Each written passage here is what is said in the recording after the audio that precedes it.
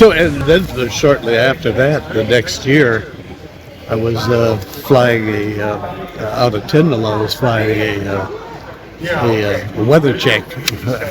I took off about 5 o'clock in the morning, and what we have to do is, because we were supporting a weapons controller school where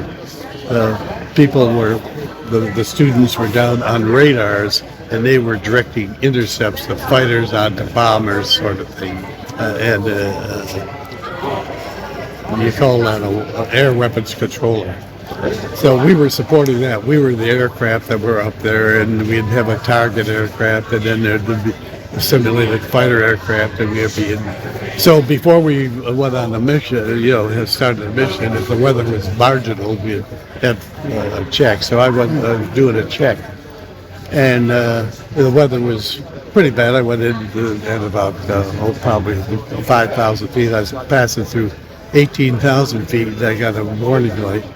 A plenum chamber fire warning light. So I pulled the throttle back, and I was head back to base. I called the tower, saying, "Hey, I'm returning. I got a power problem. A fire problem, possibly." And then, just about the time I'd finished that, and heading back towards the base, I get a blinker and a red fire, which means there is a fire in the plenum chamber. So I stopped, cocked the throttle, which is cutting off all fuel to the engine, and the light flickered a little bit, and then it came back full red. So that's time to go. So now I have to eject, and the ejection was all manual. So I'm sitting in my seat. I pull the handles up, I blow the canopy.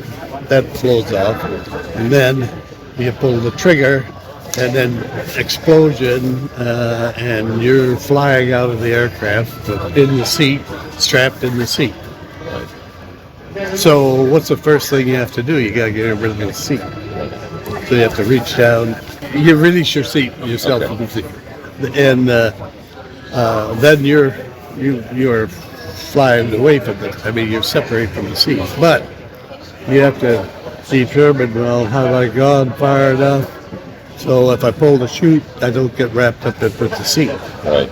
So you go for several seconds, and it's just all in your mind. It's all training and all this sort of stuff that's going through. And then you pull the ripcord, and then the chute opens, if you're lucky. Yeah. You did get caught with the seat. So that was, and then I was in the weather, and everything, I was coming down, and then at about 5,000 feet, I break out, and I'm in a 90-degree swing. See, you don't know that when you're in the weather. You're that's vertigo is. And so I'm swinging about that, and the ground's coming up fast. So I pulled the lanyards and hit the things through and then land, and there was practically within 5 minutes or so, there was a helicopter there to pick me up. Yeah. So I get back to base, and I had a big cut across my eye here, and I think I crushed. I hurt my back. That's one of the things that hurt my back. Yeah.